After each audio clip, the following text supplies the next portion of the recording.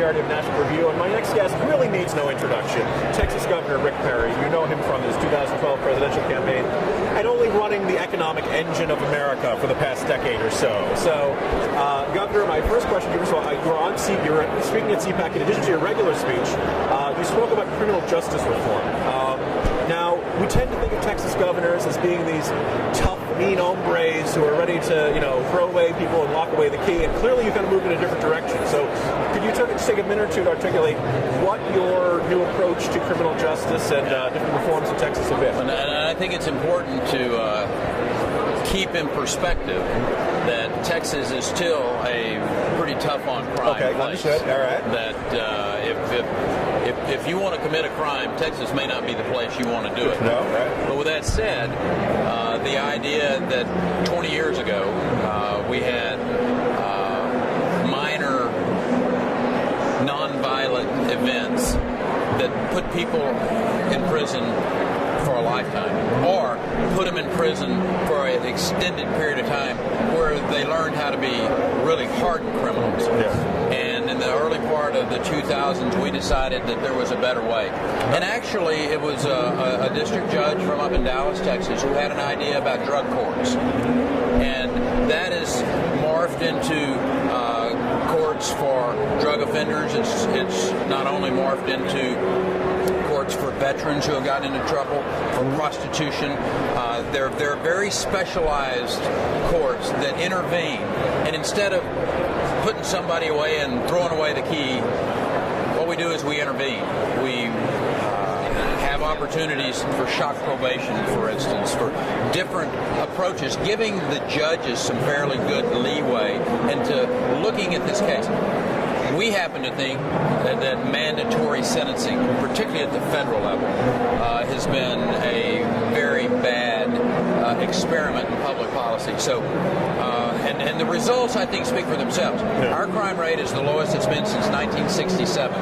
Our prison population is 96% of capacity. Versus California, they have a prison population, I think, 180% of capacity. So there's a clear difference here. Now, interestingly, President Obama and Eric Holder don't point out Texas and say, we like what Texas is doing many times. Yeah.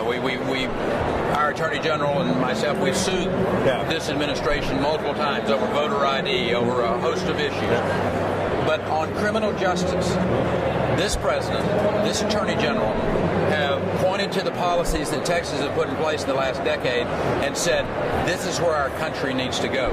And I agree with them that these are policies that are working, they're working well. It's the conservative approach to criminal justice, and in turn, it's a very conservative approach to the cost of incarceration.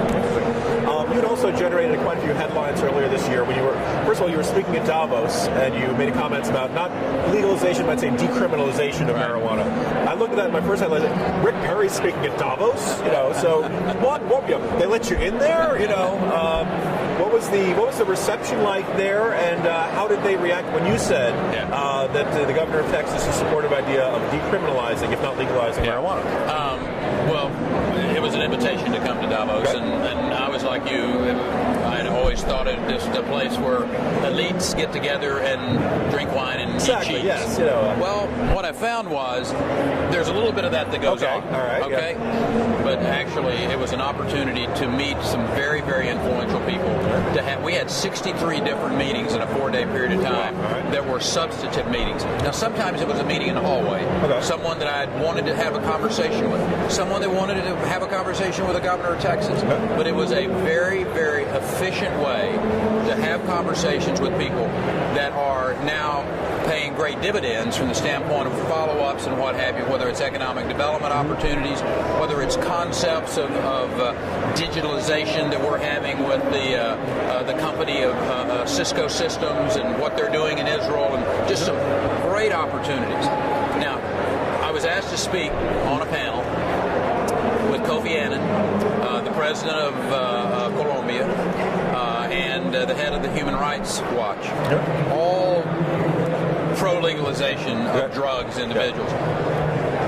I was the only person on that panel that was not for legalizing drugs. What we talked about, and people get, I think this is a word game all too often, that when you hear the word decriminalization, that means make it legal. Not at all.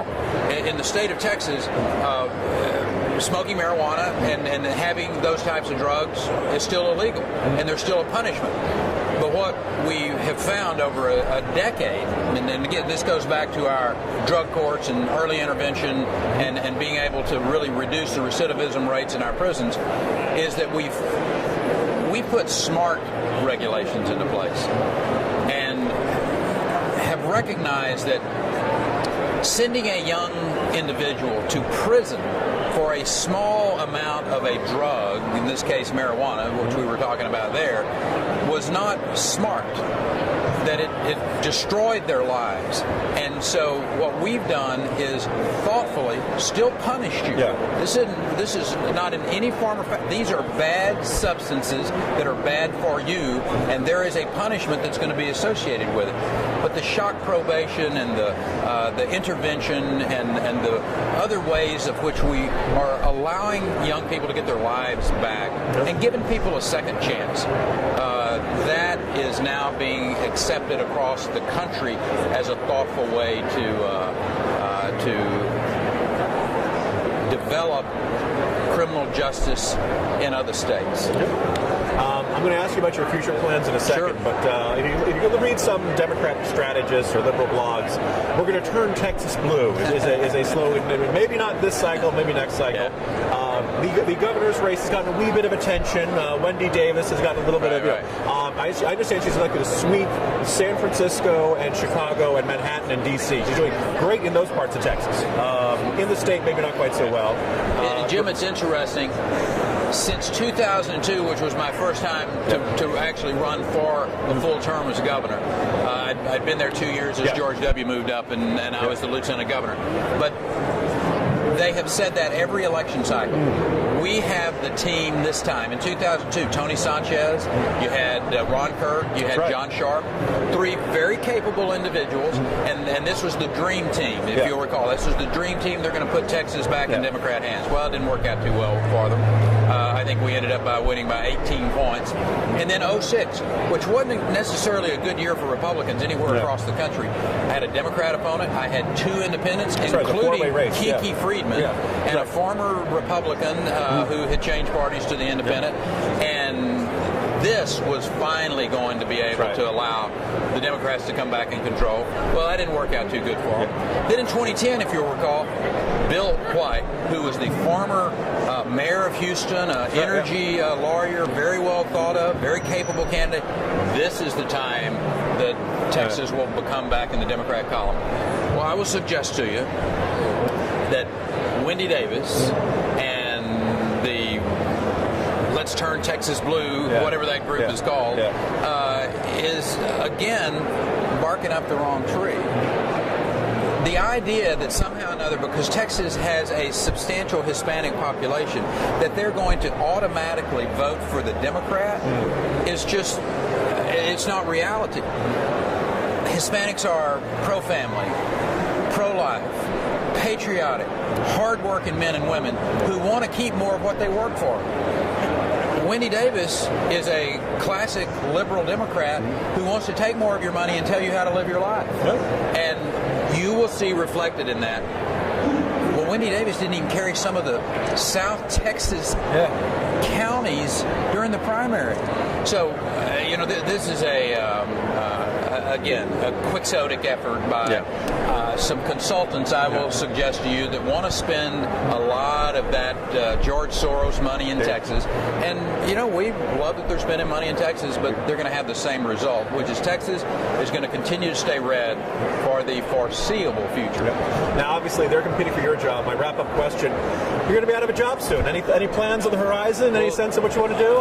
11 months until that happens. I'm going to continue to travel the country and obviously compete for the economic opportunities for my home state, but at the same time challenging these other states' governors and legislatures to look at the policies, tax policies, regulatory policies, criminal justice policies, and see if they fit for your state. I'm a big believer in the 10th Amendment. I'm a big believer that people ought to pick and choose where they want to live, economic, social-wise. And if you want to live in a state that's got high taxes, high regulation, New York's always available. Yeah. I was going to say, there is some real estate that could be available in like January 2017 if you're interested. But Governor Perry, thanks very much for joining us. It's good to be with you.